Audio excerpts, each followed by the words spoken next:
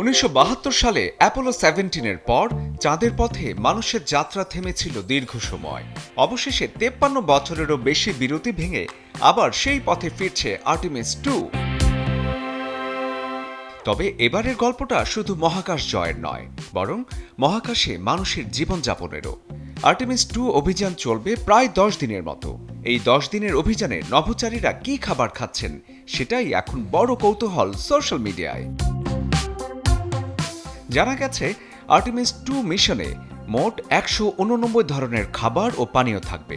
এর মধ্যে 10টিরও বেশি ধরনের পানীয়, এছাড়া 5 ধরনের হট সস, 58টি টর্টিলা আছে। এছাড়াও নানা ধরনের মিষ্টি জাতীয় খাবার থাকবে, যেমন পুডিং, কাবলার, কেক, চকলেট এবং কুকি। নাসার নতুন রকেটের প্রথম চাঁদ অভিযান এটি। এই রকেটে মানুষের পাশাপাশি কি কি খাবার যাবে সেটার তালিকা তৈরি করা হয়েছে একেবারে হিসেব কষে। মহাকাশ খাদ্য বিশেষজ্ঞ এবং নভোচারীদের যৌথ পরিকল্পনায় ঠিক করা হয়েছে প্রতিদিনের ক্যালোরি, পানি আর পুষ্টির ভারসাম্য। তবে শুধু পুষ্টির বিষয়টি নয়, খাবারে ব্যক্তিগত পছন্দও রাখা হয়েছে গুরুত্ব সহকারে।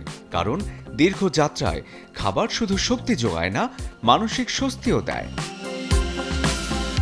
মহাকাশে খাবার মানেই একেবারে আলাদা বাস্তবতা। আমরা সাধারণত যে খাবারের কথা ভাবি, মহাকাশে সেগুলো চলবে না। মহাকাশে ভাতের দানা বা বিস্কুটের গুঁড়ো ভেসে বেড়াতে পারে বিপদ হয়ে।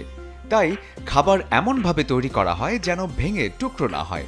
বেশিরভাগ খাবারই শুকনো বা ফ্রিজ ড্রাইড, যা পানির সঙ্গে মিশিয়ে তারপর খেতে হয়। মহাকাশযানের বিশেষ ওয়াটার ডিসপেন্সার থেকে পানি মিশিয়ে তৈরি হয় স্যুপ বা নুডলসের মতো খাবার। Because we have to rehydrate a lot of our food. This is actually shrimp.